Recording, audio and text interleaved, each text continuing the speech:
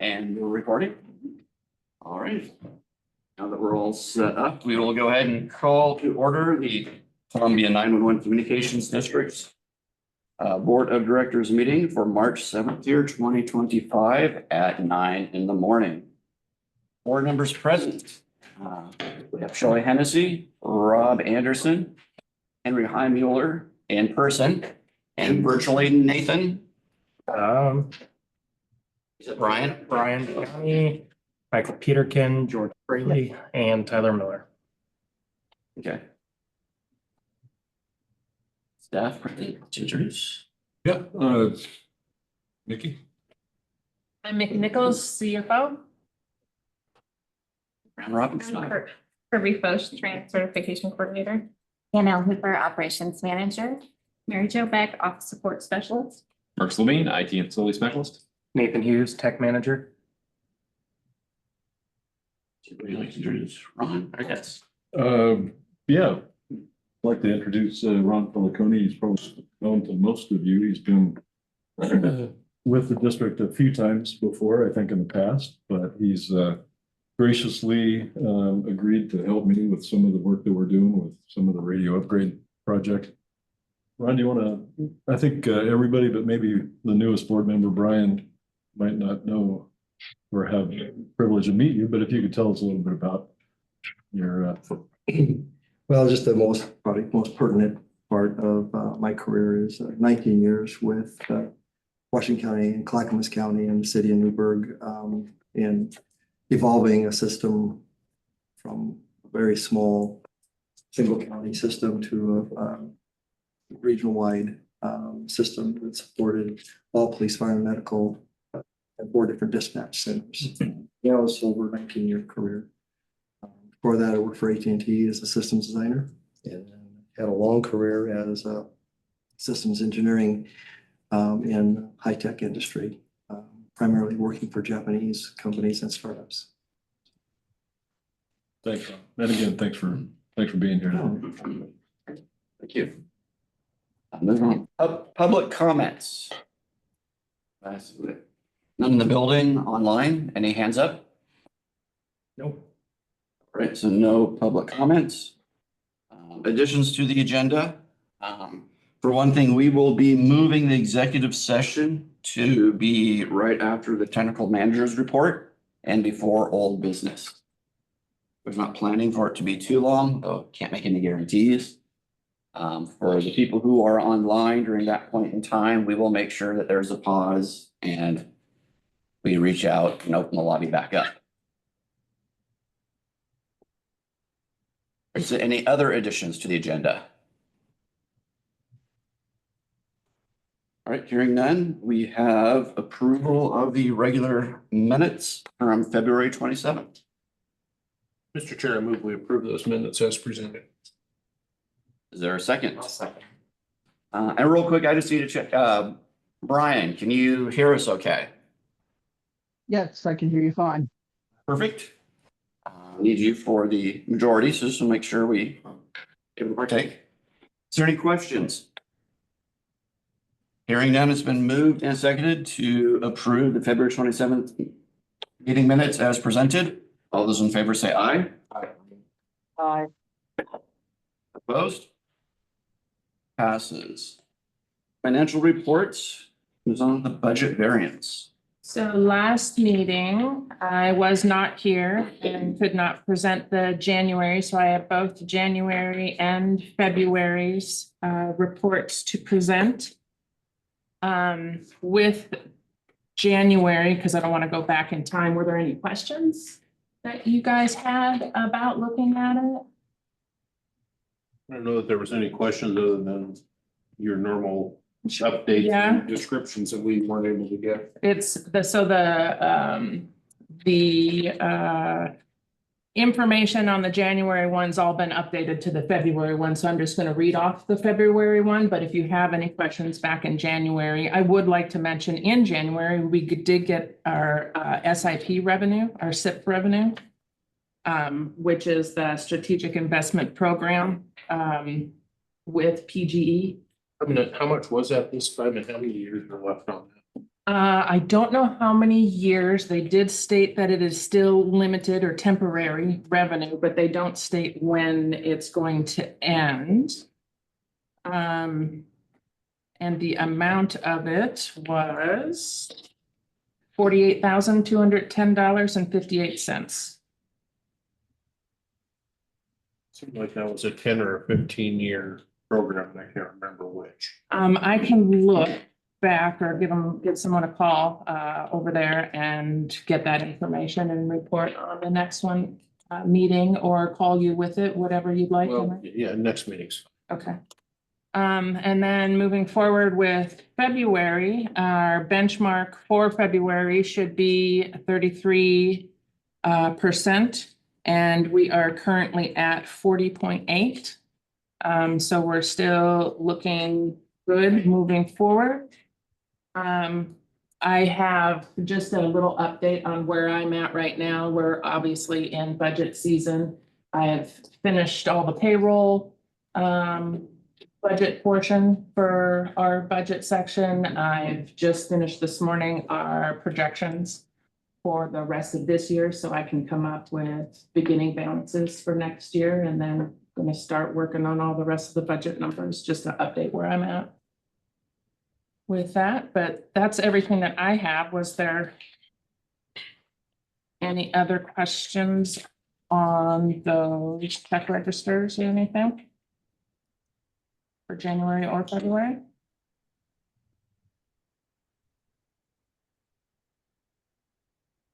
Hearing none, entertaining a motion to approve the budget variance report for both January and February.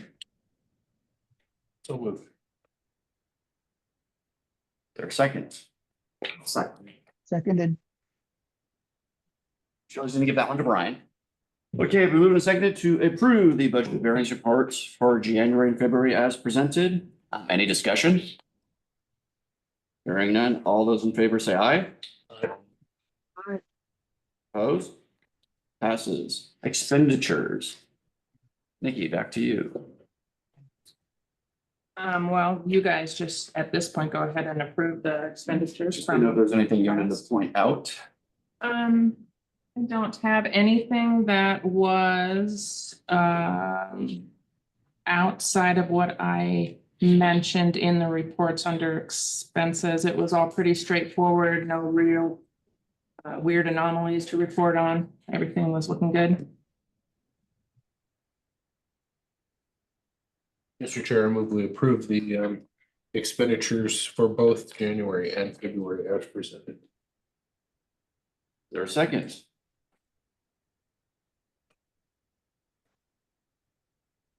Second thing.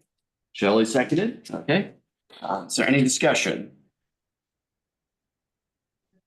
Pause a minute, because there was 2 months worth in case anyone hasn't had a chance to go through it in detail. Yeah. You're good, you're good. Brian, any questions? None for me. Thank you. Okay, hearing none, all those in favor say aye. Aye. Aye. Opposed? Passes. Operations Manager Report. Yes, thank you. An update on our staffing, as you know, we've been really hard at hiring, and training is our main event going on right now in operations. Kirby's doing a great job getting everyone onboarded. We had 2 new people start since we last met. Jamie and Beth started last week and the week, or this week and the week before. We are going to reopen entry level. We're actually looking at maybe revamping how we do that and having some set dates throughout the year instead of opening and closing it, but we're still evaluating how that might look. Our lateral recruitment remains open all of the time and has been for a long time. We do have 1 lateral applicant who worked for the district a little over 7 months ago who is returning. And so that will be an immediate benefit to fill on our schedule. I'm sure you may have remembered Frank. He was one of our leads when he left. He went to work for Clatsop for a time and has decided he'd like to return. So great for us. We currently have 4 certified training officers, and we're planning on getting Madison up and running in the training program as well. It's an all hands on deck process. The two trainees that started in January are making good progress, and they both recently participated with a ride along with our responders, which is something that the state requires, but we've also found it very beneficial for understanding the entire job to send them out and see what they can't see while they're actually doing the job. Very beneficial. All of our staff who attended the recent AFCO Western Regional Conference in Portland earlier this month reported that it was very worthwhile training, and that Oregon chapter that hosted it, this is a regional event, and so it was a big deal for Oregon to host it and a big benefit to save some money and get as many staff to training. They did a great job and we're very happy about how it went. So anytime that they are successful in doing a conference like that, it usually means that in the future they'll be coming back. Benefits us again. Our entire team has been evaluating any upcoming community engagement opportunities, and if the board knows of anything or has any suggestions, we're all ears. Next thing coming up is the National Public Safety Telecommunicators Week. It's April 13th through the 19th. We have an internal staff-built events coordination committee that are planning just some fun, light things for staff to do throughout the week. I need to put it on your radar. It's a one-time-a-year thing, and we really have fun with it. Spend some time celebrating them. Do you have any questions regarding operations?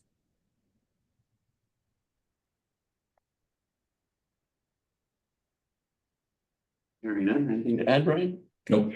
Perfect. Move on to the thank you. Move on to the technical manager's report. So on 3/13, we observed a sudden water infiltration into the facility. The water also entered wall cavities. A contractor was hired to make emergency roof repairs. The repairs were inadequate. Washington Roofing Company was contracted to better seal the roof to halt water ingress. It is a temporary fix. We are working with our attorney, Michael Peterkin, to navigate this construction and claims process. At his direction, we made a claim with SDAO and asked them to pay the resulting cost of the water infiltration mitigation. We reached out to On Point Consulting per SDAO to identify water damage and help develop and monitor the scope of mitigation work. On Point brought a contractor that does mitigation and repair work to identify areas of concern. We contacted Premier Restoration and two ServPro franchises, one from Cedar Mill and the other from Forest Grove. All three provided water abatement and repair quotes. We are finalizing a contract with Premier Restoration. We are in an emergency situation. We need the roof replaced, perhaps repaired if feasible, as soon as possible to stop further water penetration. The roof was observed to have rotting wood under the membrane, evidence of multiple slow long-term leaks. We are working with a local engineer to develop a scope of work to replace or possibly repair the roof.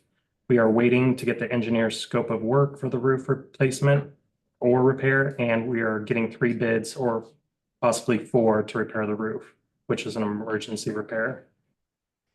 Moving on, HVAC. Can I ask you a question on that?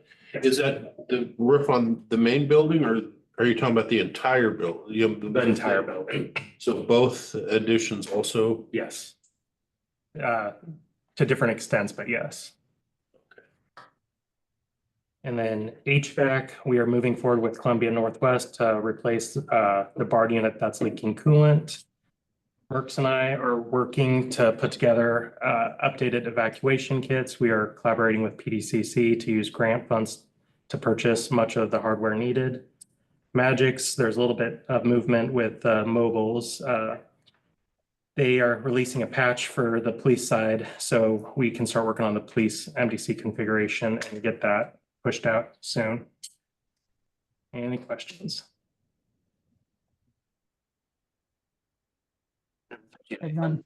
Oh, Brian, did you have anything? No, I have none. Okay.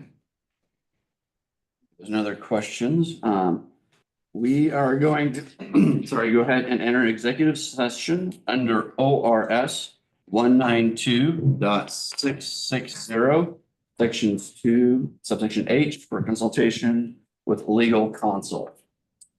Again, we will make sure that we do open the online lobby 30 seconds to a minute before we resume our normal session to give people enough time to get their attention. And with that, we will go into executive session here at 9:15. All right, executive session ended at 10:01. We're going to go ahead and take a brief restroom break here for staff, and which will also allow time for people to hopefully catch to see that we are back online, and we'll be entering normal session here shortly. Okay, so you go ahead and mute it again until we're.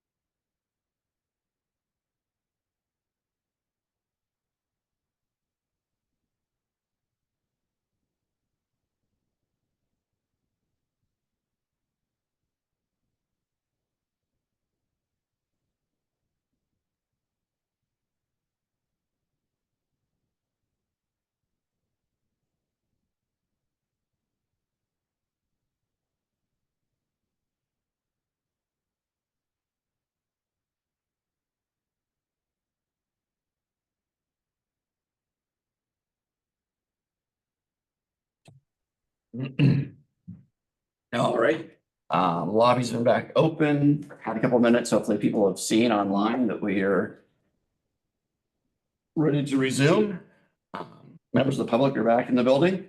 So we will resume our March 27th normal board meeting here at 10:04 hours. Which brings us to old business, radio system. So over to you, Brian. Thank you. Well, it's been a busy month, but mostly positive. The Meisner site upgrade, there's not a whole lot to report. We're still kind of trying to narrow down the dates and the times that we can get up there and transfer some equipment over to the tower.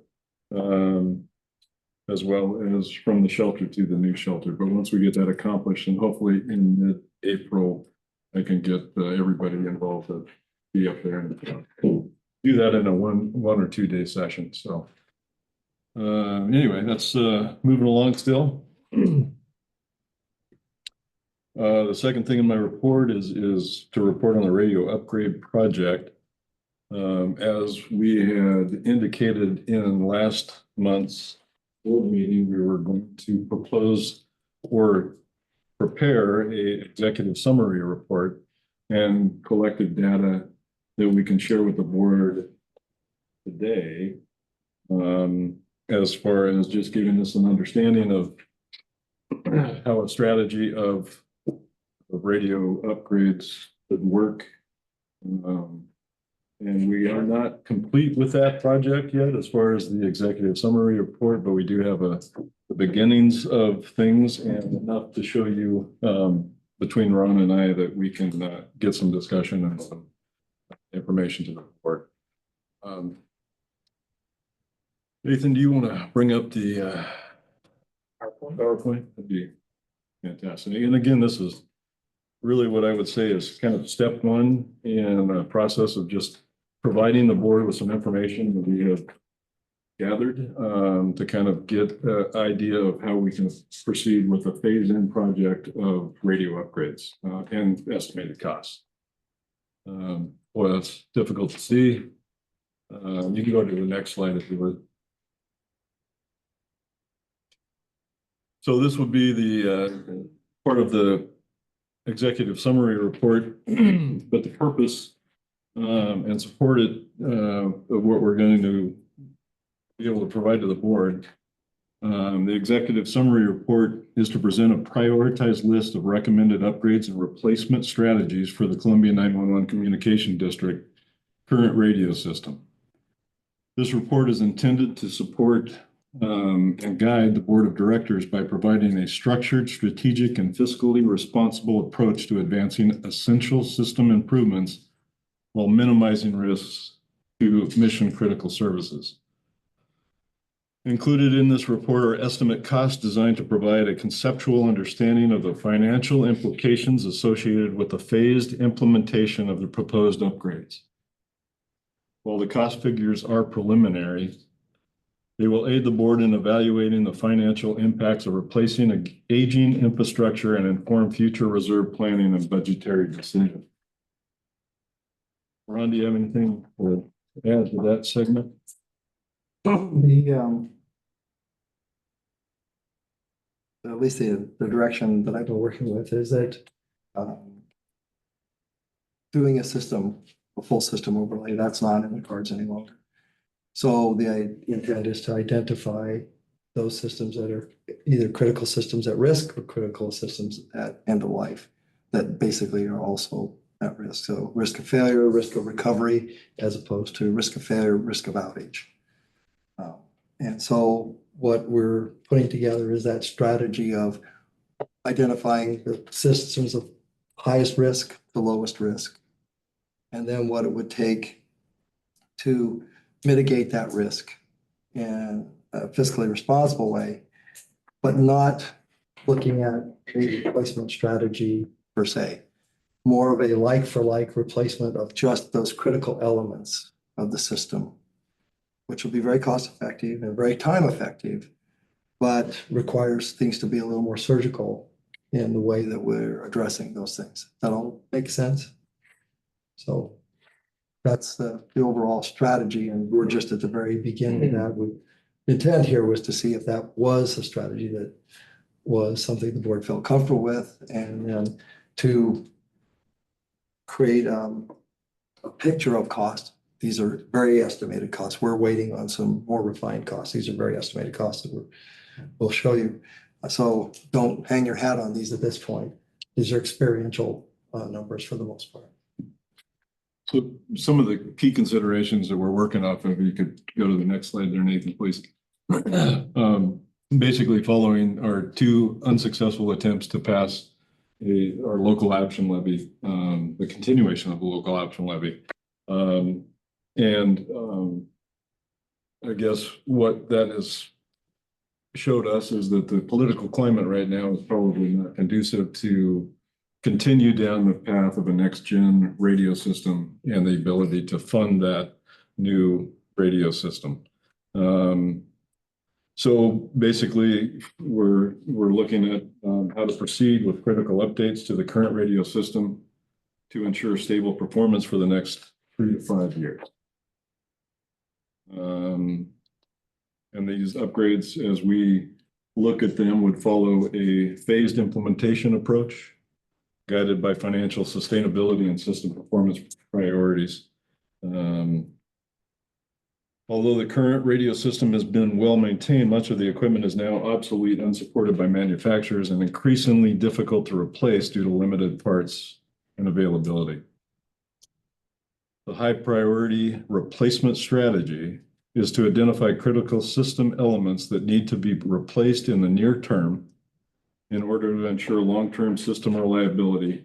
To accomplish these objectives and recommend a like-for-like replacement of key system elements as opposed to an overall system replacement. Ron, do you want to expand on any of those points? Looks like perhaps. So if you take an example, probably the one at the top of the list for priorities based on our consideration would be dispatch. Looking at dispatch upgrades, it would be a like-for-like replacement in that we'd be looking for something that will plug into all the existing infrastructure without adaptation. So the goal would be to try and find a solution that we don't have to reinvent, redesign, but we can just buy something, if you will. I hate to use this word, but I'll use it just to keep it short. An off-the-shelf type of solution that can be plugged into the existing systems that has the least impact on dispatch operations and training and has the least impact on any system downtime. And so with that in mind, all of these things that we're talking about at this point, and we have only got to the very top of the list right now, would be with that in mind. Another area would be our base stations and our repeater systems. Those are very old system elements. And we'd like to look at a like-for-like replacement of those system elements so that, again, when we replace them, we're not taking a long-term outage and putting it in place, but rather we would take a very short-term outage, get something replaced, and then move through incrementally through the system to get those upgraded, keeping the backbone and infrastructure that connects all of that to dispatch and connects all those systems together, all the same. So wouldn't be replacing greater majority of that infrastructure, but just the repeaters and radios, because those are where the critical risk is. So that's what we're looking at, just looking at critical risk and the minimum impact to replacement. Does that make sense? Or do you have questions about that? Like a good plan, it kind of seems like the path we've been on, over the course of time. Yeah. Can we bring up the spreadsheet and kind of walk through that? But I don't know if that's gonna be big enough for you guys to really appreciate some of the information. And I'm gonna be squinting, I'll look at my. Well, screen. I was just gonna recommend maybe I run in and make some copies of that to be passed out. Yeah, it would make more sense. So Okay. would that be okay? Yep, we'll just use some discussion. Yes. Yes, Brian's out. The intention is, you are familiar with our previous radio report, quite a few years old, from Halens and Associates, right? Yes, And I take it that probably has been part of a foundation or something, or at least absolutely. that at the end, there were bullet point recommendations. And I take it in this report, when it's finalized, it is going to refer to those, maybe just update. And I'm not asking like, a whole huge report on it, but just even say, okay, after 10+ years later, say, this is the update with these, and it can be even just like a single page outline type format. Yep. Just to make sure that we address. All of those The issues previous- and any other issues that may Correct. have come up over that 10 years. Because as I understand it, there's been a lot of input. Mhm. And so we want to consider all that input, make sure that we're looking under all the rocks, see what the opportunities are, what the risks are, and then address that. Keep in mind that in some cases, and at least strategically right now, I want to say the intent is not to, let's say, fill in a hole somewhere Mhm. where there might be a coverage deficiency. The intent would be to just replace the equipment that serves that area, and you would wind up with very likely about the same service, Mhm. perhaps slightly improved, but the same service you have in a particular given area. So we're basically creating a longer runway for the system from a reliability perspective, but not really looking at this point at any growth or expansion of the system, more just to take what is in place, make it reliable and sustainable so that it can transition into the next system, which would be a replacement. Right, the priority obviously being maintaining what we have right now and make sure it's working, functional, and Absolutely. most importantly, reliable. Yes. I just, when you stepped out, just asked to make sure that, we're referring also back to the Palins report, and those things are. Correct. Those recommendations are going to be addressed in the new report. And Ron might have mentioned to you that this isn't built out as far as it will be, as far as including all of the things that we will prioritize and be able to show. You fully answered Good, the question. okay. Well, That's what we're waiting for in paper form. Yes. yeah, Yeah, sorry. I know, I thought it might be readable, A bit but of a squint. Nope, that doesn't help. not for me. Yeah, it's more of a working document. Probably could have done a better job in making it a presentation. That's it.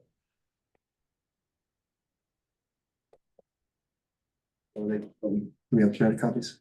Yeah, Mary Jo's bringing those in as soon as she gets those. She had to reformat a little bit of what we got, so. Is there any further discussions that we can have before we actually get into the spreadsheet?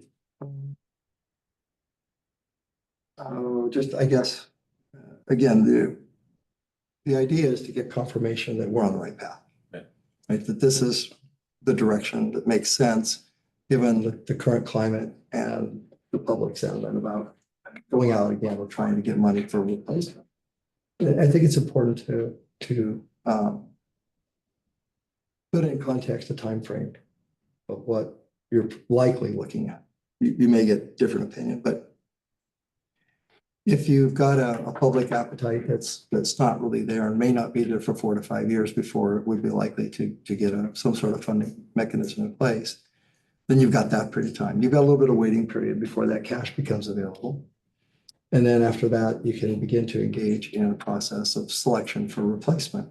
You've already been through a couple of those processes in the last several years.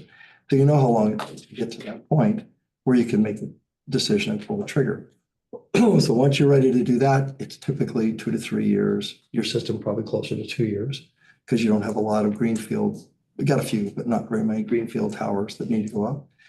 And so you've got another 2 to 3 years. So you've got 7, assuming that it would take the public 5 years to be comfortable passing a measure. And that's assumption. So you got 5 and then 2, so 7 years. What we're proposing basically is to build a bridge that'll last that 7-year period. And that's all it is, minimal spending, right? To just targeted expenditures.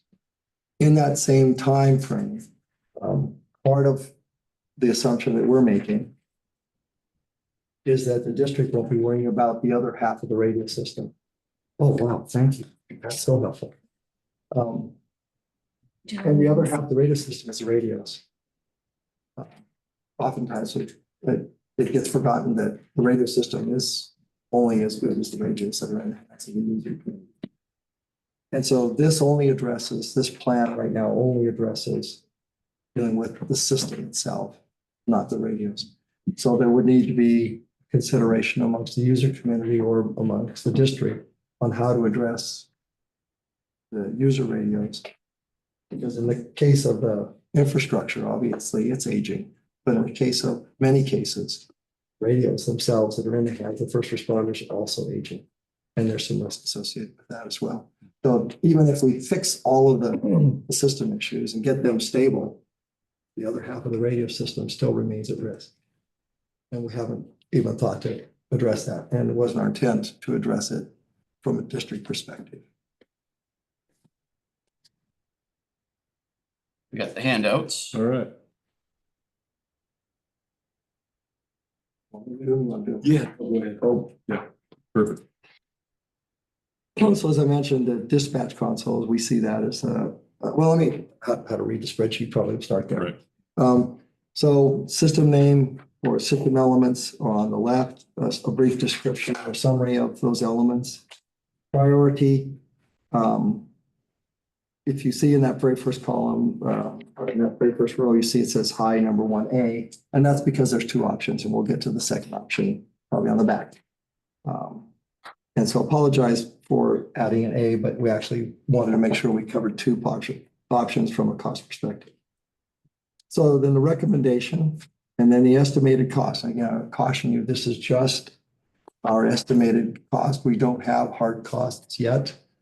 And so these are based on experiential numbers, based on similar systems, but they're, until we get quotes, these are not good numbers other than just as a point of reference. Appropriately labeled estimated. Yes.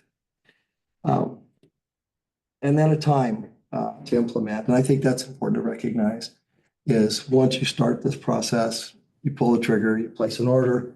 At that point, that's about how much time it's going to get for this to be deployed. And then any comments on the side.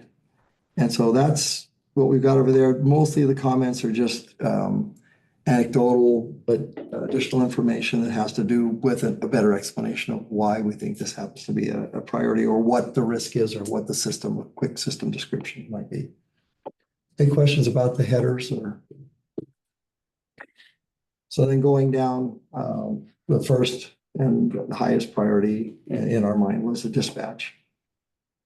And that's because all calls are going to start there. And these systems are critically old and critically difficult to support. That said, it's important to recognize you have neighbors who have similar systems and they're getting ready to replace them. So parts can be made available as those parts become retired. But the word retired doesn't apply to more than just equipment. It applies to personnel who knows how to deal with that equipment. And so every day, this gray hair gets grayer. And what happens is folks begin to leave the workforce who have that expertise. And in the case of Day Wireless, there's just a few, and they're pretty gray. So that has to be, you have to have an awareness it's not just personnel, it's equipment. I'm sorry, not just equipment, it's personnel. And that's a bigger risk because somebody could fall ill. They could take a long vacation. They could retire and never want to see it again. Those are risks that have to be considered outside of just a failure because someone has to know how to recover from that failure. That's critical. So as we go through these, keep that in mind as well. We're talking about equipment. Equipment can be had. Sometimes it's difficult. It may require some caching, some restoration work in order to keep it in good, usable condition before, if you need it, it's ready to go. But if you don't have someone who's ready to be able to come in, diagnose the problem, and then fix the problem, it doesn't do you good to have equipment. So our risk is climbing much faster from a personnel and support perspective than it is equipment availability. Because old stuff is still out there. So I don't want to give you the impression that it's only equipment availability. It's not. Okay. That's certainly an issue, but it's not the biggest issue. Okay. So at this point, then we're looking at replacing 5 positions. That's my current understanding. And then training would be using what we'll call a grab and go radio. It's a full service radio and a grab and go case, dispatch headset, flip switch, and basically you just it's a channelized radio, allows you to talk on one channel at a time. And so that's the current assumption and what is in these dollars that we're talking about. This system would then be fundamentally is compatible with the existing system. Look, feel, operation is going to look fundamentally the same. Be a little bit fancier, but for the most part, it's just plug and play. So the training is near zero. It'll look like your Gold Elites if you're familiar with your Gold Elite consoles. We're thinking about 6 to 9 months because this is a small, relatively small order for most companies. It would not be difficult to do. And as my pontification earlier, we're just talking about on the comment section, the risk there with personnel, not just equipment. Dispatch base stations. Right now, that's how you communicate with your system. So you have base stations here. So we're looking at those as a high priority replacement to get the dispatch center fully upgraded. The base stations, again, we're looking for a like minimum impact. Take out one radio, plug the other radio in the same position. We don't have to deal with the infrastructure. All we're going to do is just replace that repeater or that base station and move on. Okay. The idea there is to, again, minimize cost, minimize impact, right? And then the end goal is to minimize risk. Any questions about those first two? Because that's kind of dispatch in a nutshell. And again, these are just summaries. I apologize. Okay. So the generator here came up. And based on the age of the generator, its general condition, it's still functional. The generators have been quite a long time, but it's near the end of its, as I understand, it's near the end of its life cycle. So we've got that rolled in, and we had an extensive discussion about capacity. It looks like there's sufficient capacity with as far as the power plant itself. And this is what I'm about to say is a recommendation I would make is that I would increase the fuel size from 350 to 2,000 gallons, 350 gallons to 2,000. How do you mitigate the fuel getting old? So there's 2 things you can do. Well, 3 things, but one is run your generator once a week Yeah, but 2,000 gallons will last us Exactly. 10 years. So Exactly. Yes. You're gonna go through it. So you just bring a company in and what they'll do, you ordinarily come in and have a load bank once a year and have fuel polishing. they take the old stuff out, put new stuff in. They take the old stuff out and treat it and put the old stuff back. What would happen, and I don't know, this is just not an industry standard, or what if we went to natural gas powered one? Natural gas is a solution, as is propane, both, right? Those are good, clean solutions. You have to consider two things. One is, I don't know where the capacity, usually with natural gas and propane, there's a trade-off in height in the size of the generator. And I don't know if this might be within the, My understanding with the natural gas was that they basically were converted diesel. I mean, it's a diesel engine that runs on natural Natural gas, gas. so. Yeah. Seems like the capacities, and I'm not an expert in it by any stretch of the imagination. When you start talking about 2,000 gallons of diesel, if somebody's not paying attention to that, you have. we could end up with muck in the tank. Yeah, absolutely. You get all kinds of green crud in the bottom. And the other way to deal with it, and that's a little bit more money, we don't have it in this estimate, which is you put a polishing, basically a pump in that, and fire service does this.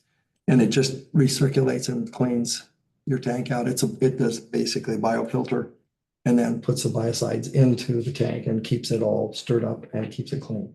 And that's a very common thing to do with diesel as well, if you're not consuming it at a high rate. Usually I do the arrangements and I've had our tank polished at work. It's not a cheap thing to have them come out every couple of years to do it. Compared to the other alternative you just mentioned about just doing your own, change the filter from time to time. Right. It's pretty easy. Well, and And again, it seems like looking at other options, and I know this is just a tiny piece of the Yeah. project, but you know, if we're gonna upgrade the generator, maybe it's time to upgrade those that can be switched to natural gas. Absolutely. I would point out one thing about the only, infrastructure. Go ahead. the only downfall about natural gas is we're relying on somebody else's infrastructure when we talk about whether it being seismic or some other type of disruption or something. You know, our idea is to be self-sufficient. Well, And we by are- we're going to relying natural on- gas, We're gonna be relying on somebody's infrastructure, either our own or somebody else's. You know, I mean, there's nothing in a huge enough earthquake that's not gonna tip that one over, but if that happens, this building's gonna be gone anyway, so be a moot point. There's also, Mhm. you've got the seismic risk of building. So the generator might be the last thing standing as possible. Maybe everybody would be out standing around the generator. Or at least you'd be warm. That's right. So we've got that. And again, the fuel, we just stuck with diesel as is. It's a standalone solution and it's an existing solution, but it could be anything. Cost varies very minimally. And so that's looking at about 117,000, again, about 3 to 6 months. And then we talked about the life of the generator. And usually you get, depending on how much pressure you put on generators, you can get out way out to 20. Sometimes people go 30, but if you're putting a lot of pressure on the generator, which very few people do, then it would be the inside. But for the most part, 20 to 30 years is not uncommon. They mostly go bad just because they can't get parts, not because they stop working. Diesel runs forever. It's just a matter of, can you get the parts to fix it? Because again, back to what we're saying before, can't get the parts, you can have the most reliable item until it fails, and then you're dead until you find a part. And we've had that problem with diesel in other areas where we let them go too long, and then it takes 3 weeks to get a part. And you basically have to side down until you get that in, or you put an emergency generator in, which I don't believe the district has at this point. So there's the generator. There's also additional generators out that are, as our understanding from staff, that we've got 3 that are showing signs of aging and risk of failure.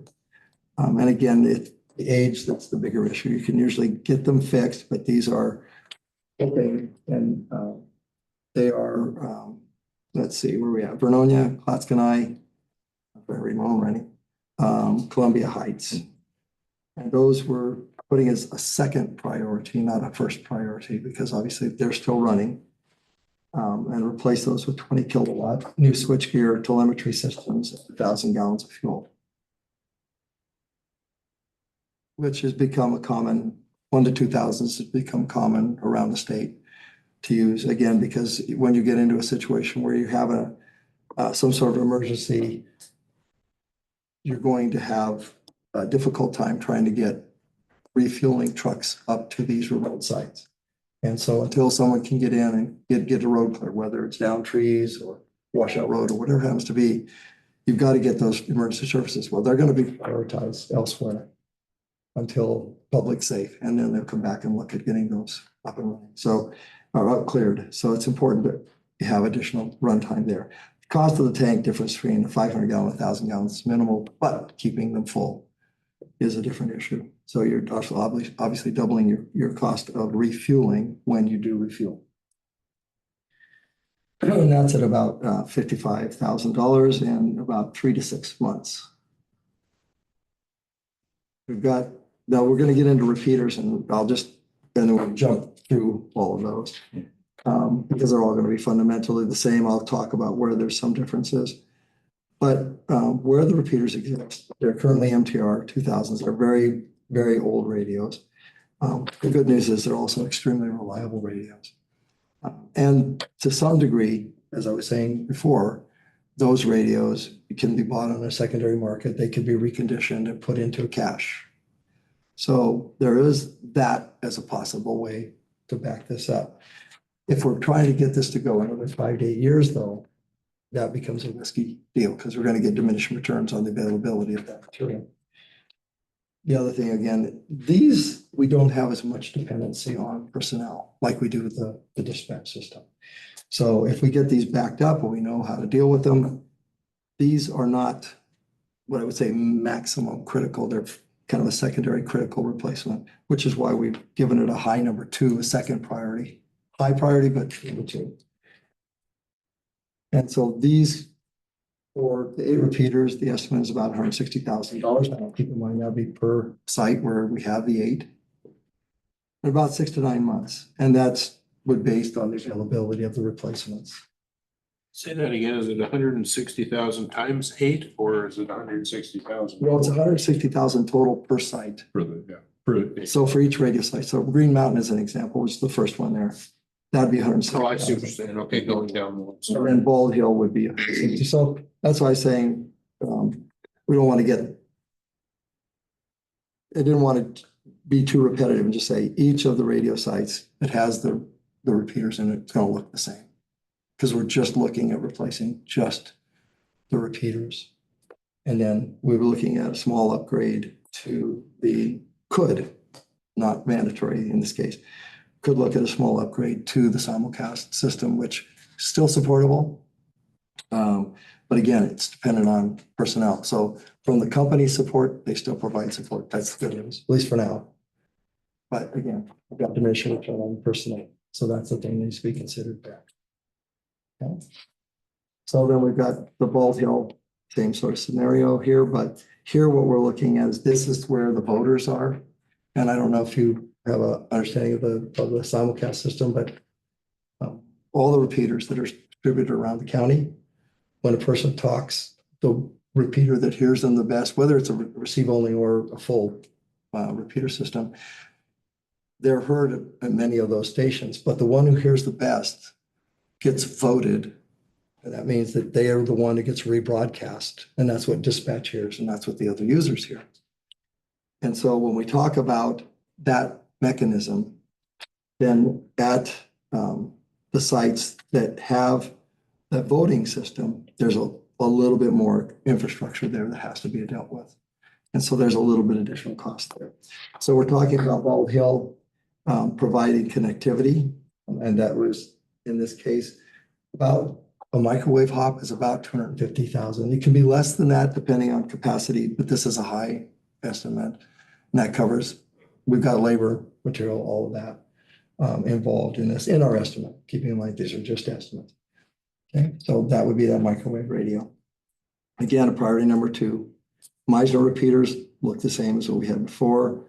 The battery plant at Meisner, staff's recommended that, Day Wireless has recommended we look at the battery plant there. And so not having been able to put eyes on it, we've got a battery plant in. They've indicated that there may be some leaking acid. If that's the case, there's 2 risks there. There's a small risk fire. And that's only if the building were to overheat, which is unlikely. But we have to note that that's the case. The other, though, is that if the batteries leak, then two things occur. One, you begin to, whatever the base of that battery system is, will begin to corrode, and that is a big cost to replace. The cost itself for the material is not that much, but the labor is very extensive. And so you really want to get ahead of any battery failure that you have, so you don't have to replace anything but the batteries. So we went ahead and loaded that in. Ron, the battery system, those upgrades there would also be usable in our new radio system. Absolutely. So I guess my question is, as we go into those, you've got two battery situations here. Why wouldn't we just go ahead and replace those right now, today? I mean, it looks like $112,000 is your estimate here. But we've got two backup battery systems in our system right now that you're telling me is high risk of failure. And if we upgrade them today, it's still going to be something not only that takes us through that 7 year, but takes us through We'll take you out whatever the another- lifespan of the It'll go system around 10 is, years. Battery bank. which would go into our new system. You should just get in the window, yes. I mean, Absolutely. I don't know, just a you're- curiosity why we wouldn't You're dead on, do that. absolutely. Anyway, Yeah, no, you're dead on there. So Clatskanie and I, repeaters again. And that's where we have another backup power. These, we need to get eyes on them. Our understanding is these may be 24 volts, but again, what we would be recommending is that all the sites wind up with basically a cookie cutter so that you don't have someone who knows this do maintenance and support, but don't know anything about the other system. Rather, if you've got a contract, they know no matter what site they go to, these are the tools I need. This is the computer I need. This is the interface I need. This is how I work on it. So all battery banks are the same. It's ideal if you do that. They don't have to, but it's ideal if you do. So, and if you're going to do replacement, the cost is going to wind up being roughly the same. So standardizing makes sense and so that we're proposing that in both of these battery plans. Clatskanie and I, repeaters again. And then as we just talked about the battery, and then Corey Hill repeaters. And then this is where there's a slight difference at Haven Acres. This is where we're talking about the voting. These are just receivers, right? So they're just listening. They're not rebroadcasting themselves. They rebroadcast everything they hear to the rest of the system, but they don't rebroadcast from that side. Does that make sense? It's a little less expensive, about half the cost for a receiver as opposed to receiver and transmitter in one case or a station. Okay, flipping over then, courthouse is the same thing. Those are the rear voting receivers there. There's 8 of them. And again, we've got a second priority. And you can see it's about half the cost at $80,000 for the receivers. And the replacement time, we got pushed out. It could be less, certainly could be less, but being conservative here, just because it's got to be deployed in the field and it's got to be done in such a way that it has minimum impact on the user community. That's the big goal. So usually, I mean, if you just told them, shut the system down and replace them, once they're ordered, it wouldn't take very long to do that. But obviously that can't happen. And so in order to make this work, it's got to be a phased approach to make sure it goes in as smooth as possible with minimal amount of impact. And then what we did in this bottom, you see the little green column, we did put another dispatch methodology in here. And if you just scan right over to the price, you see it's about half. That is not a like in kind replacement. It does have some downsides in that as it would be deployed, it would not provide you with a way to be easily used in your new system. Could be used, could be adapted for sure. Whatever your system would be, if you're going to P25 compliant system, which seems to be the direction, then this could easily plug into that, but it won't give you that full featured capability. but the high 1A Will do equipment that. would Yes. plug into a new radio system. They both will, Well, let me put the words in there, fully functional. Correct. So that, again, that would be money if we invested it in this, would be money that would come off of the top Yes, of the money we would need to put a whole new system in. And at least for some period of time, be okay, and then be able to be upgraded even beyond that. that's true. And I don't want to give you the impression that this wouldn't be able to do the same thing, but you would wind up putting, I'll use it in simple terms, a box between this system and the new system. That would basically interpret all of the commands and all the information because it builds a digital system. The state of Oregon put a similar strategy in place where they put a different console system in that was upgradable and integratable into their new system. But when they put it together and tried to make it work, it was very, very problematic. They did solve the problem, and it is stable and very functional at this point. But it gave them a lot of grief and cost them some more money that they hadn't anticipated. So that's the same sort of issue that could occur depending on what system was chosen with this alternate dispatch. But we wanted to show you there is a way to save money if the idea was to save money and go into this with the minimal impact that would take away the risk, but it then puts an onus on dispatch to go through some training and some changes.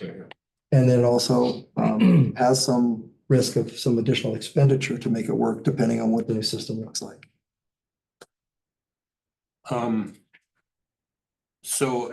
First of all, I would mark this document with the word draft Very somewhere much. all over it, so people don't think this is a final bid or anything like that. When would you anticipate us having something that's more, it looks like this, which I fully agree with, but looks more like real dollars? You know, in other words, is that $2.5 million gonna be $500,000 higher, or maybe even $500,000 lower? And how do we get there? I mean, or how do we get close enough to know how to make the best decision? We have requests out for these critical things. As far as sharpening up the repeaters, Day Wireless is working on getting us a rough number. Now, keeping in mind, it doesn't have to be a Day Wireless supplied product. Right. We're just using them to get our pricing because whether we go with vendor A, vendor B, vendor C, they're all going to be roughly in the same ballpark. But we want to get something more than just a rough 10,000, 20,000 per copy, although it will be close. Right. On the dispatch systems, we've got quotes on the way. We'll probably be 2 weeks away-ish. So we'll have those quotes. So if we can get those in and get the rest of those quotes, those hard quotes in, then we can flesh this out with some real numbers. Keeping in mind that until we ask for hard numbers, they're still going to be kind of dialed in budgetary numbers. They'll never, until we ask for hard numbers, we'll never really get, I mean, we could ask for hard numbers, but that says we're committing, which means they'll commit resources, which means they're going to have expectations. So it's better if you guys get a number you're happy with, and then we go back and ask for hard numbers, which usually come in less. They very seldom come in above that when you go for hard numbers, unless we change the scope, which obviously this is so narrow in scope that it shouldn't be that big an issue. So then I think you're gonna have to, you know, basically, and I'm not standing on any ice thing here, but you know, then you're just gonna have to tell us what's the best way to go, or the considerations we need to make for that $500,000 delta. Yeah. You know, I think that's obviously a big component, but, you know, this is all stuff that we've talked about a lot of this stuff for years. And we've upgraded and done those pieces and parts to keep our system running as efficiently as we can. But, you know, I agree with the fact that we need to put some kind of an investment into this system, knowing it's not a new system isn't gonna happen overnight. And being proactive in it is certainly the way to go. And $2.5 million is not a chump change amount of money, but on the other hand, man, you know, compared to a whole new radio system, it's less money. The risk we take is the fact that if the new radio system today is $25 million, 7 years down the road, it's going to be $30 million. And so, you know, the price isn't going to ever go down. But nonetheless, we still have an infrastructure that we have to keep up. So I think this is good work. I appreciate this from both y'all. And I'm sure other staff that have, helped out with it as well, but look forward to numbers that you guys feel are a little more solid. But I think that if those batteries are truly at risk, that we should consider front line in that. We can have them evaluated. We need to look at them. Closer evaluation. I looked at the Meisner, I think Burks and I both did. We didn't see any obvious signs of deterioration, but that doesn't mean I'm not exactly sure what I'm looking for, so. Some batteries are swollen, I guess that. Well, That's a report from the contractor. Yeah. We do feel it'd be a good idea to get eyes on it. Yeah. And your question as far as when we could maybe see a complete build out of this report with firmer costing. I'm hoping maybe by the April board meeting, we should be able Should be to able to. get something back to you. And remembering that we're gonna probably build out this list to include priority threes, priority fours. There's other site upgrades that we can consider, Pisgah Homes, et cetera, that we need to at least put and include in the list. Yeah, I think to give you a comprehensive view of, what the runway looks like in time and cost over that 5 to 8 year period. Well, and then also knowing what we have in our equipment reserve funds and those kinds of things, so we know what we can pay for right now. Right, yeah.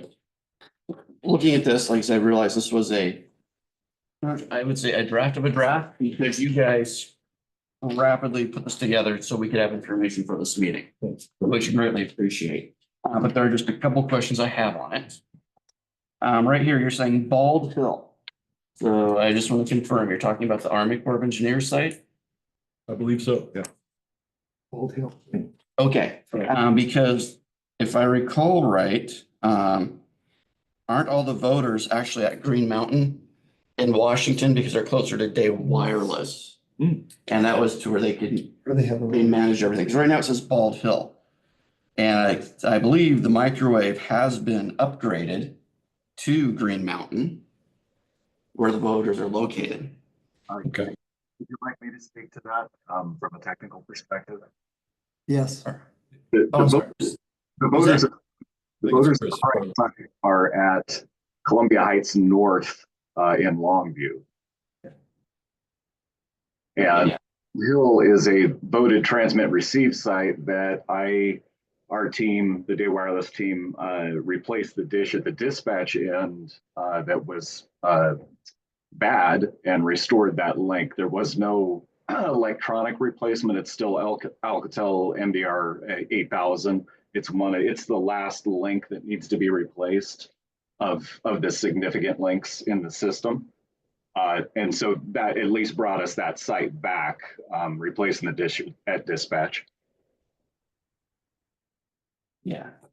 Well, thank you. Because Columbia then where the voters are at. So I know because the problem we had with Bald was the trees were in the way. We finally, like I said recently, that was able to move to the top of the tower. Now that the Corps is not using it anymore, we were able to finally get that path fixed this last year and restored. Thank you, Chris. Yeah. No problem. So hopefully that eliminates the microwave. Anything to say? Reduce the cost, yes. Yep. Anybody have any other questions or anything? I just wanted to restate that the Bald Hill microwave is still old. We just replaced the outdoor dish and waveguide. So that link does still need to be replaced, just in case that wasn't clear. Correct, but at least as far as, like we said, the Columbia Heights was already upgraded, so we do have the reliability with the voters. Correct. To the latest and greatest. Yeah, all the way back to dispatch. So, we're Columbia Heights to Clatskanie to Green and then into dispatch is the path.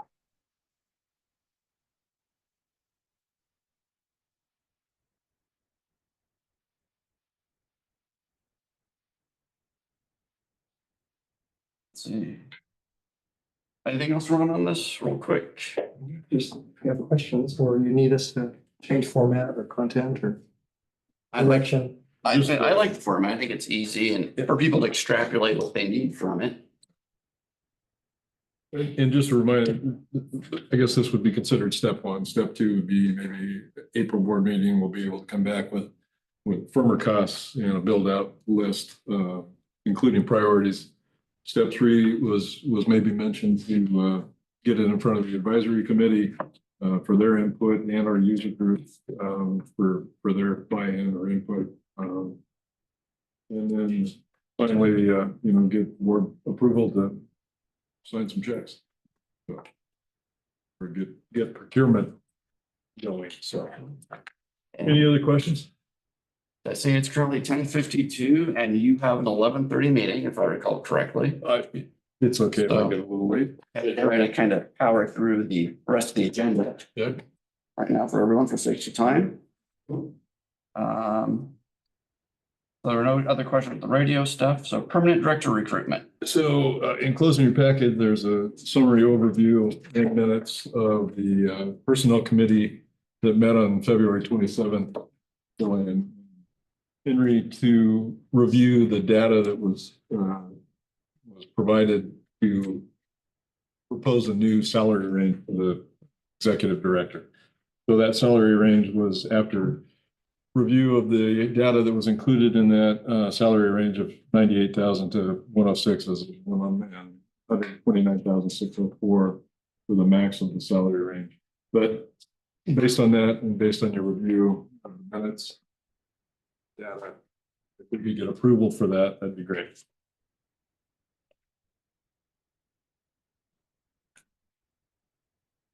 And this supporting information was in everybody's packet as far as evaluating all the different ones around the state. And with that, I would move that we approve the suggestion by the personnel committee for this salary range as presented. Is there a second?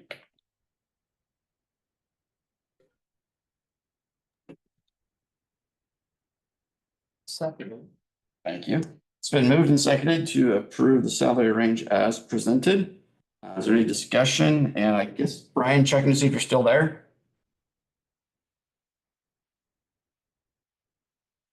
He's in the room. He's in the room. Hopefully he's there, but we do still have a quorum even without him, with 3 physically present, so we can continue. Maybe we could call him and make sure he's hearing what's going on. One of you guys can reach out and double check. Thank you, Mary Jo, for doing so. You two are on the committee. I actually you don't have any questions for yourselves. No, but that's all. It's hesitating. Well, yeah, let's make sure I'm trying to ask the information. Well, she's reaching out. We just table the motion right now for a moment. Because just for sakes of time, to see if you wanted to, well, Mary Jo's reaching out, check with Brian. Is there anything else quickly you wanted to mention? Well, also in your packet, there was the updated job description for the executive director. We just want to finalize that and approve that final revision. And this has already been, the job's been posted and it's currently our closing date on it is April 4th. April 4th. Yeah. And continuing down it, if the board wants to approve that final job description. Entertain a motion. I'll make a motion that we approve the job The description. salary range. We're making a whole nother motion. The other one hasn't been voted on yet. Okay, Brian said he's sorry, he's not sure why audio is not working, but he can hear. He doesn't seem to have any questions. Okay. So since there's no motion on the table for this one, I will go back to the salary range. And that motion was to approve the salary range as presented. We had discussion. So all those in favor say aye. Aye. Hi, Hey, Brian. hello, got it working, sorry. Okay. Any opposed? Passes. Brings us back to the position description.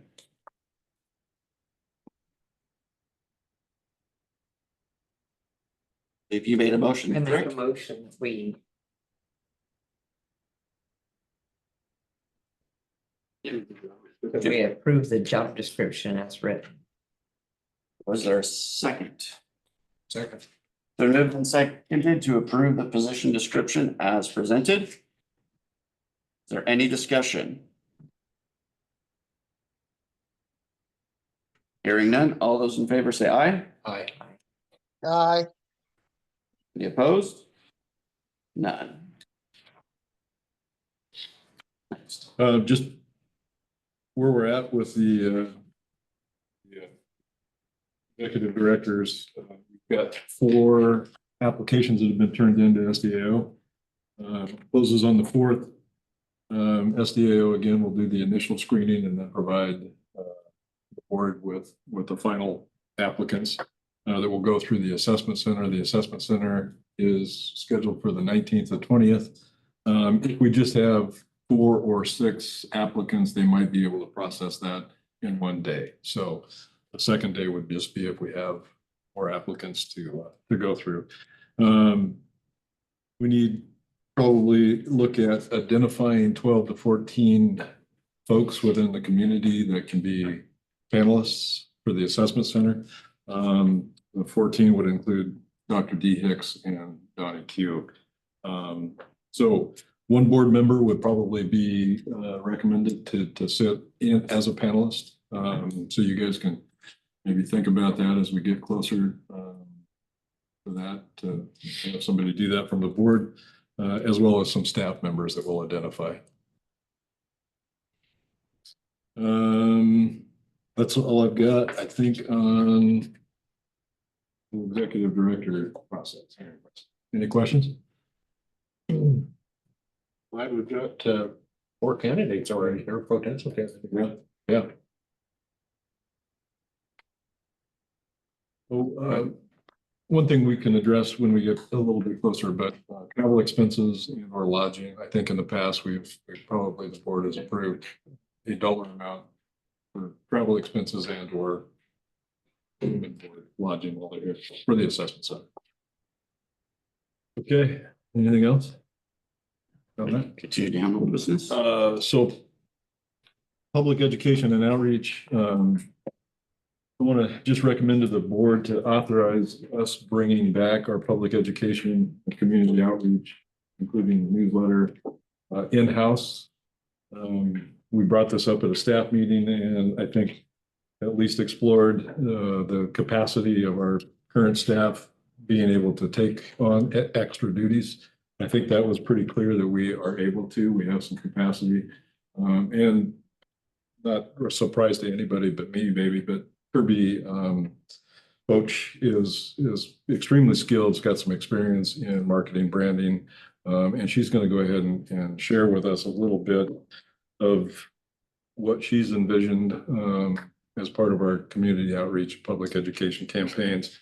But I do want to just include that I think bringing it back in-house is the right thing to do, since we have the capacity.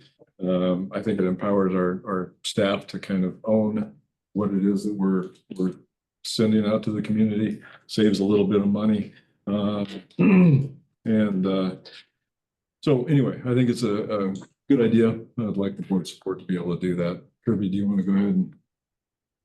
So I've mapped out a basic marketing plan. This is what it is. Public education is also marketing. I think that we really need to ramp up our use of social media. That way we can reach people where they're at now with technology. Our newsletter is very beneficial. I went through and looked at all of our past. It used to be called the Communicator before we changed it to the Safety Signal, and pulled the formatting from there. And I noticed with our past issues, we not only focus on the communications district, but we also focus on our user agencies and their initiatives. So when I went through and did the basic formatting for the newsletter, you'll see that just like with our old ones, we have all of our contact numbers. That's going to stay static. The call if you can, text if you can't campaign is really important for us to get out to the community members, so that will stay static as well. And then we have our board members' contact information. The front page, just like with any newsletter, will be held for a headlining article. So whether we're working on a project or some large initiative, that will always go on the front page. On the inside, we have our public safety partners, and I'll talk a little bit more about the direction with that. So contact numbers for all of our user agencies within the county. Our call volume and statistics will also be a static element of the newsletter with different infographics. We can do graphs, we can do other images that just help the public kind of stay engaged with the newsletter. The article below that, I believe we should hold out for any kind of fiscal updates. That way we're educating the community on where their money is being used, how it's being used. Meet Your 911 Dispatcher, that will also be a static article that stays every single quarter. If we end up going through all of our staff and our retentions there, we can start highlighting things like promotions. That's something that was done in the past with the old communicators. Promotions, any specialized training we're sending people to, if we bring back programs such as tactical dispatch or peer support, that can all be focused there.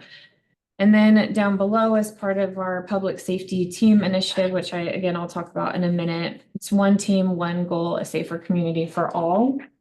And the idea behind that is to have the heads of all of our user agencies rotated through police and fire and all the departments that we work for, talk about in an article, and it really comes out to each agency will only write about one per year. So their workload is down, but it will explain how all agencies within our community work together to protect residents and visitors, because we want to start changing the focus from just the 911 center, just the fire district, just the police department to be a public safety team. And then I did notice in our old newsletters that we had a little static infographic paragraphs that talked about any operating funds that we had. It was just a very short ongoing message that reminded voters, this is what you're paying for, this is why. Just very simple, and it's always there to remind people, if that's okay. The back page on the mailing side of it, we need to add our social media icons, because again, we're going from just the printed quarterly newsletter to now e-newsletters. A lot of our followers come on Facebook, they come on Instagram, we have a YouTube channel that we can utilize for public education. And then the back of the mailer should be reserved for community programs that are involved with emergency services and benefit everybody. So what I would like to do for this first one is talk about the community paramedic program for Scappoose Fire, but it benefits all residents in Columbia County. It's dispatched through Columbia 911. Other options would be the search and rescue team, rope rescue teams, anything that's not really well known with the public, but it's wrapped into public safety. And then, so with this newsletter, it's quarterly print mailed out. We also have an option of making an e-newsletter, which is the same content. It can be hyperlinked onto social media posts, onto our website. That way we can reach additional citizens. And then with our social media public education, I would like to start out with a 6-month initiative that is all about public education from your initial 911 call all the way down to response. And I've been talking to user agencies. The ones I've talked to are all on board with this. And it will be 3 parts every month. We start out with video shorts. We have graphics, which are your social media square pictures. And then we can go into full posts that kind of break everything down and explain it. We'll use hashtags. We'll tag user agencies, which will bring out our reach and engagement. So we'll reach more people. And as time goes on, we'll fold more and more users into that, public users into that group. So our information is going to spread farther. With that 6-month campaign, it's going to run from May through October. And it starts out with your initial 911 call. We have all branches of public safety. So 911, we will talk about what happens with your initial call. A police department will talk about what happens when they get the initial information and respond, and then the fire department the same way. For month 2, we talk about making an effective 911 call. This is where public education comes in. Know your location. What are mileposts? If I don't know my location, our dispatchers are trained to use landmarks, use cross streets. We have technology that helps us find you. And the CLQ text to rapid SOS, things like that. So it's micro learning format that gets out to users that lets them know technology is important. If you don't know something, it's okay. We can still help you. Month 3 will be the technology behind emergency response. I think this one's very important. So with 911, obviously, we have a lot of technology we can highlight. When I bring the police departments in, they can talk about the technologies that they use to make their response better. We can talk about the CAD system, how we all link our information together. Fire department, iPads, any kind of training technology that they use. We can all highlight that in, again, micro-learning formats to just let the public know this is very important and it helps the system function as a whole. Month 4, we're going to do an employee spotlight. So meet your dispatchers. Washington County is very successful in this. Dispatcher profiles, it just is a very simple rundown. Why did you become a 911 dispatcher? What do you enjoy about the job? That way we're putting a face to these phone calls. And then month 5, which is September, we're going to talk about the importance of public safety funding, basically what that impact has on service quality, training initiatives, technology, things like that. And then the final month of October, I want to go through success stories and community impact. So this is just highlighting throughout the month stories from our community, CPR saves, baby deliveries, like those really good calls that involve all elements of public safety, starting with us, going through the whole response. That way we're really driving home the entire campaign. All of this adds up to potential success with your emergency call. And once that finishes, I will pull out the metrics, engagement. The departments that I'm planning on working with are really interested to see how posting frequency will get their messaging out, how it responds in their communities. And then, of course, it'll be really interesting to see how it benefits us. And yeah, outside of that, just consistency is going to be our biggest challenge. I have tools that do automatic posting, so I load up the content for 30 days, and this program will go out and it will post on this day, this day, this day. Social media sites and templates are really easy. You build them once, change out text. I have a button I can click that can change out branding and colors from our department to CCSO to Scappoose Fire. That way we're all getting out consistent messaging with this specific initiative. And I really can't see a downside to it. Thanks, Kurt. Yeah. And we have reached out and made presentations to several of the agencies with good feedback on how we can make it easier for them to post some of their information in public outreach. So I think it's a positive thing, very positive. Yes. Thank you, Kurt. Thanks for all your work. Thank you. Thank you. Looks nice. What's next? We don't have to spend a lot of time on this. I know that time is growing short. I think it is time that we do have some discussion, some determination on how our next levy is going to be. If it's going to be in November, the time to start is now with planning a campaign.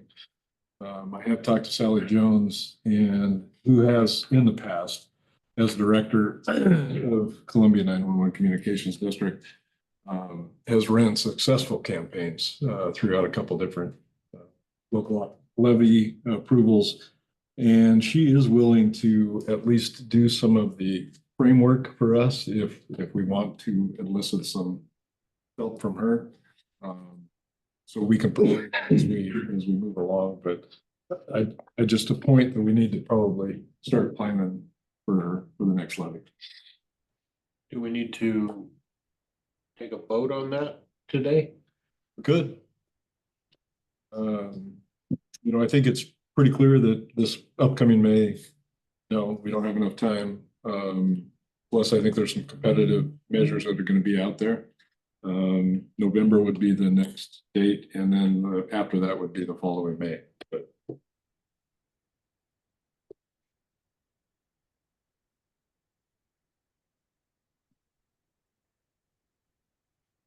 Well, I mean, I think that, we were certainly right by not trying to do it this May. Just because there wasn't enough time and retirements and all the different stuff, so. Certainly, think that sooner is better, as long as we can do a good campaign lead up to it, so. Right. I'll throw the motion out there, and if you all agree, then we can vote on it. I move that we, run our, levy, request campaign, or not campaign, but we file for a levy request for the November ballot. Is there a second? I'll second that. It's been moved and seconded to plan on putting in for local option levy on the upcoming November ballot. Any discussion? I think it's gonna take some organization, as Brian suggested, for us to, get all the right information out there, so sooner the better we can work on this, great. Brian. And if I could interject on that, Yep. as far as the levy goes, I think be as transparent as we can. Speaking to some residents and members in Clatskanie, where they've had, I guess not, I don't know how I want to phrase this, very little information, I guess, in past campaigns or for levy in the past. The most recent information that was sent out, one member in particular came to me and stated that it was, very informational, and he liked the way it was presented, and he'd like to see that continued in the future. So I think as transparent as we can be would be the most helpful to us. Got it. Any other comments? Hearing none, all those in favor say aye. Aye. Aye. Opposed? Pass. All right, Northwest Leadership Seminar, participant feedback. Did anybody make it? Shelley, you did go? It was very good, very, very good. So, Heard some information that I hadn't heard before. Yeah, it was good.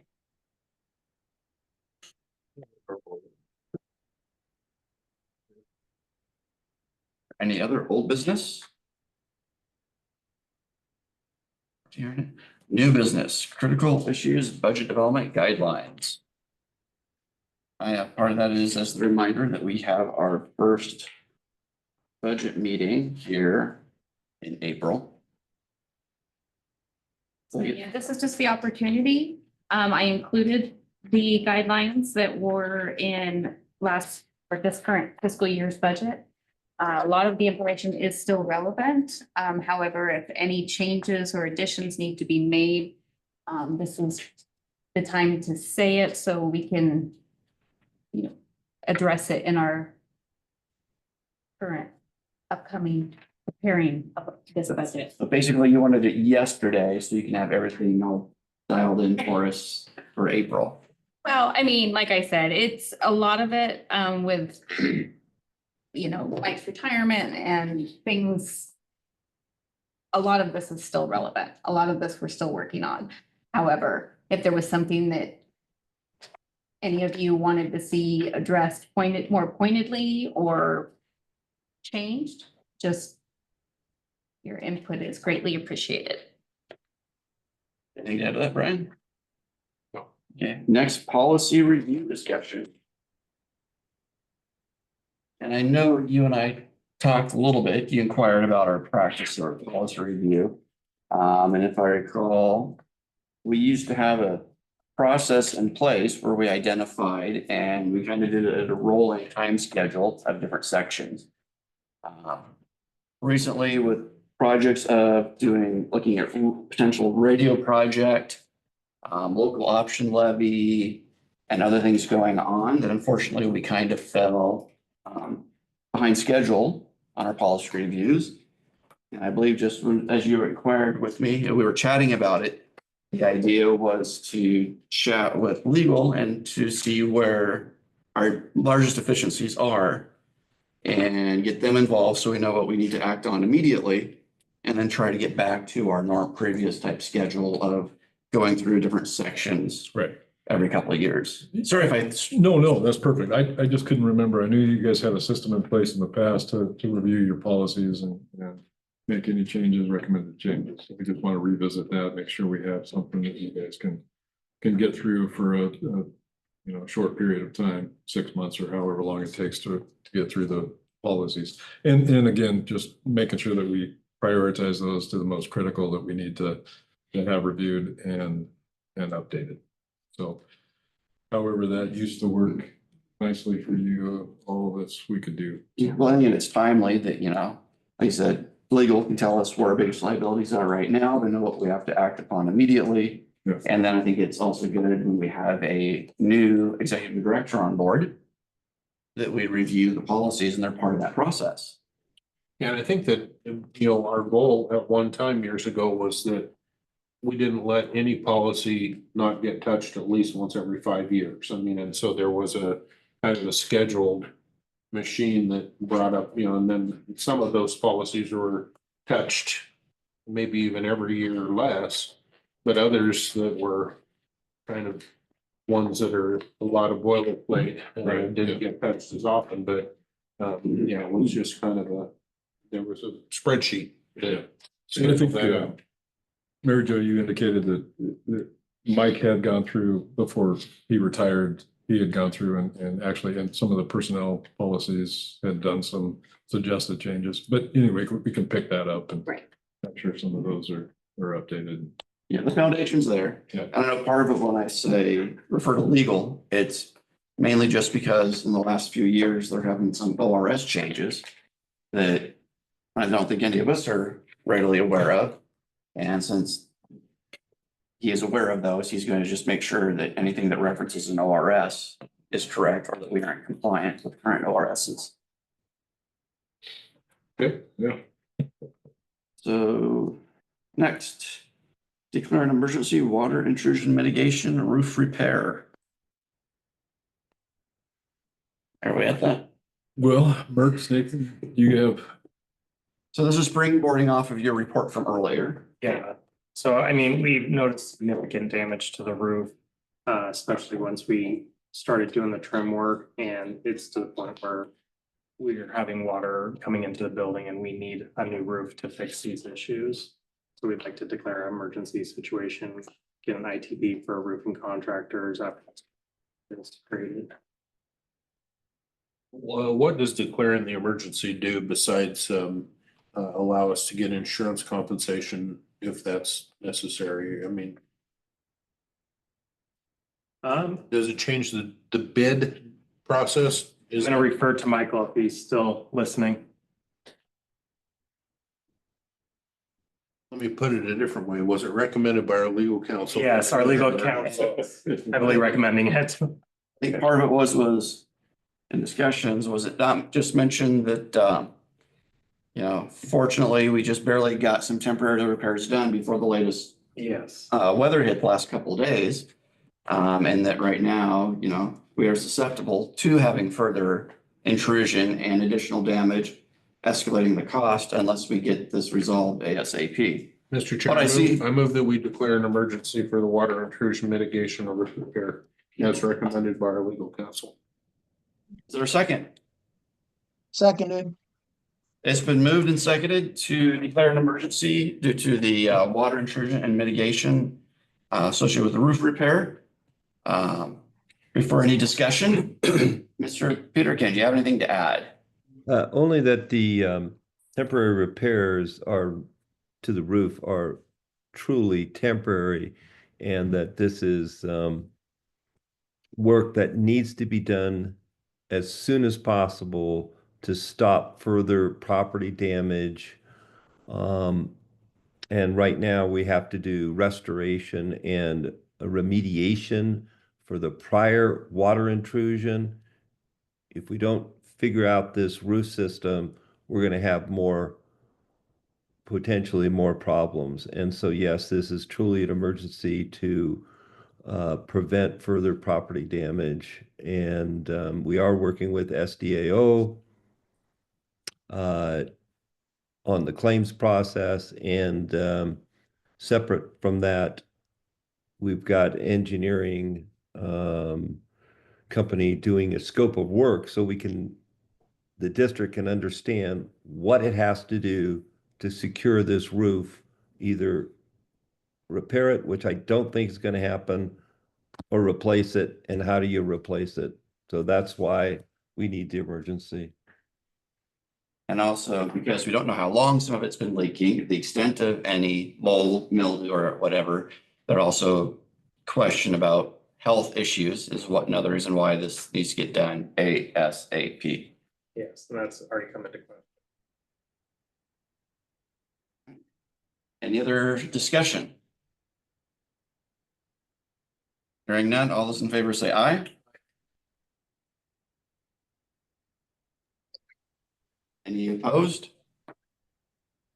And Brian, I don't know, did you vote on that? We didn't hear you.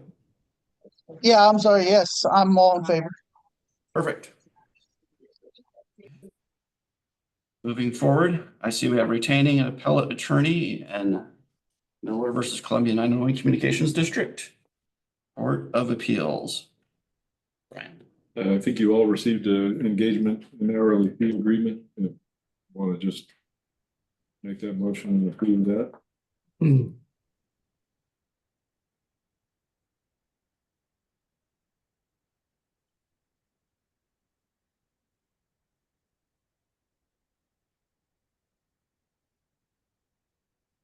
Keep making all these motions, as if didn't have to pay the bill myself, so. Mr. Chair, I move that we approve the engagement, letter and hourly fee agreement, with Matthew Kalmanson and Hart Wagner LLP, as presented. There's a second. It's been moved and seconded to approve the engagement and hourly fee agreement as presented. Discussion.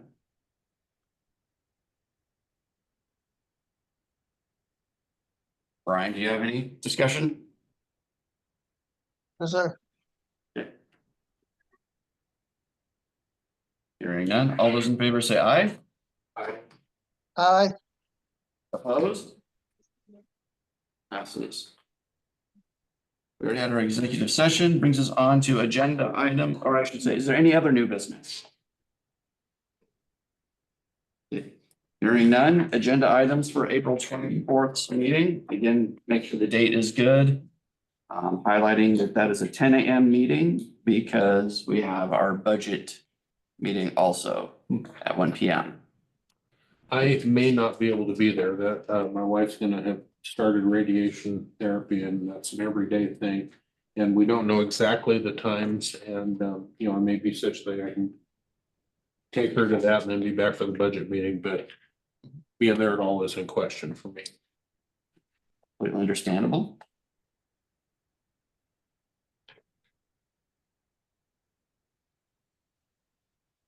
So let Mary Jo or staff know, Brian know for any input for the agenda. Other business. Hearing none, member comments, and Brian, we'll start with you online. No comments for today.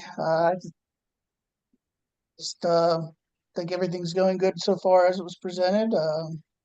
Great work to everything that's going on, and if I can be any assistance to anywhere, let me know.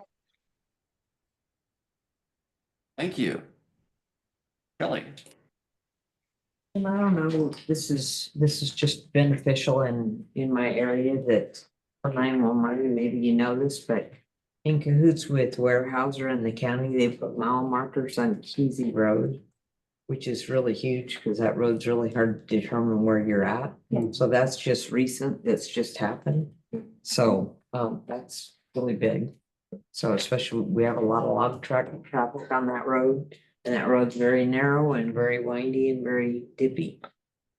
Potholy. I don't know what you want to say. It's kind of like a wavy, it's a wavy road. So, Because we built on a swamp. right, right. And it changes. So that, and I don't know if this is even something that needs to be addressed, but my school bus drivers recently, when they're out in the Mist Birkenfeld area, are getting complete 911 bleed out of your calls.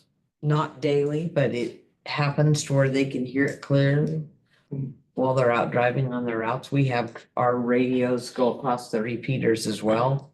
We don't have the FCC level that you all do, but that's not something we've had in the past. So. Well, that's it sounds like some radio bleed over, so that's good for maybe ask data, maybe just look into also to make sure we're not getting a little spurious where we shouldn't be. Yeah. Interesting. Make sure nothing's drifted. Yeah. Henry. I just like to, I'm excited about this. I mean, this is like work we have to do, regardless of the fact we all know we need a new radio system. And there are folks out there that would say, why put new tires on the old car? On the other hand, if you're still driving that car, you need those tires. And so it also encourages me when there are updates that we can make in our current system that'll benefit our new system. And so with all of that, thank you all and you all for the work to put this together. I think that that's really going to be a forward motion that we need to take, and sooner the better. So thank you. Continuing the thanks to staff, Mertz and Nathan. I'd say thank you for all of your hard work on this roof issue that started out with you guys going, okay, it's just a little repair, some fascia or a little bit of leaks here. We had some intrusion to something that totally exploded. To something more significant to our emergency repair and notifying the parties that need to be and working with the team to make sure we are doing it all appropriately, the best way and the correct way. So thank you very much. I think this is a lot bigger than what you two were expecting when you walked into it. Yes. Always that the rest of staff, great reports as usual in our packets. I don't think we went into detail on those today. Kirby, really like the newsletter. Again, kind of stated, we felt because of other priorities. At one point in time, we established wanting to have a quarterly newsletter that went out. That was several years ago. And we were kind of hit and miss on that, but it's nice to see that we obviously have internal talent that is able to do this and is able to work as a team and is going to get us back on track with that commitment that we want to make sure we get stuff out there on a quarterly basis. So thank you very much. Glad you're feeling better. You hear this month. And thank you for the two of you for, like I said, scurrying in and giving us what we call a draft of a draft because you didn't have a lot of time to prep this. So considering that, great presentation, great layout, easy to read. Found it very useful, beneficial. And with that, there's no other comments. We will be adjourned at 11:30.